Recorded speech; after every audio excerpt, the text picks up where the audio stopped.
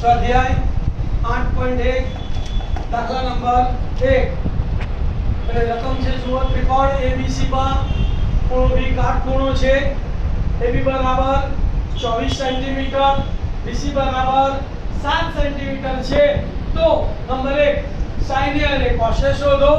તથા number 2 sin C અને cos C શોધો।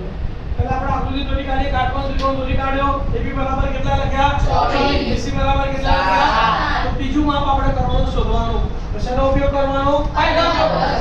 ત્રિપુટી આપણને આવડે જ છે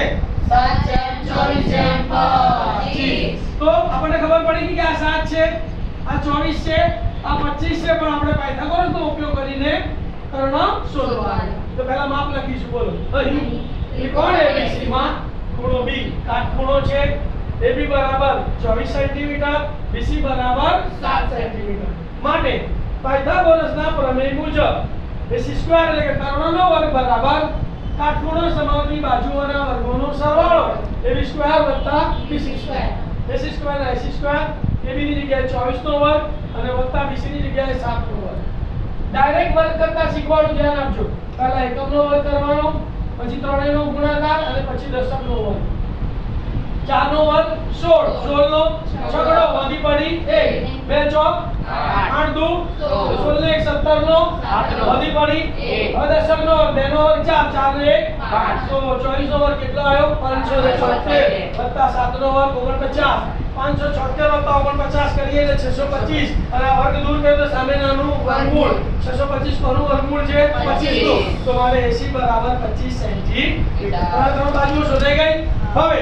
પહેલું sin A બરાબર સૂત્ર કયું છે સામેની બાજુ છે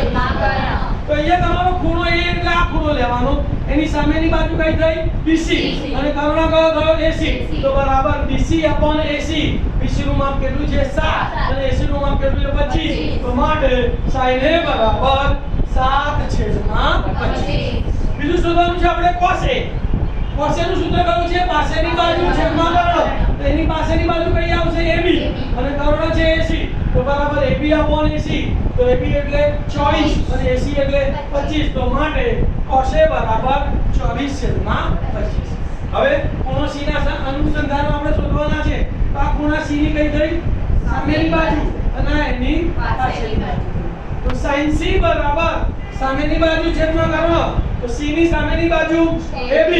કર્ણ AC તો બરાબર 24/25 અને એવી જ રીતે cos C બરાબર પાછળની બાજુ BC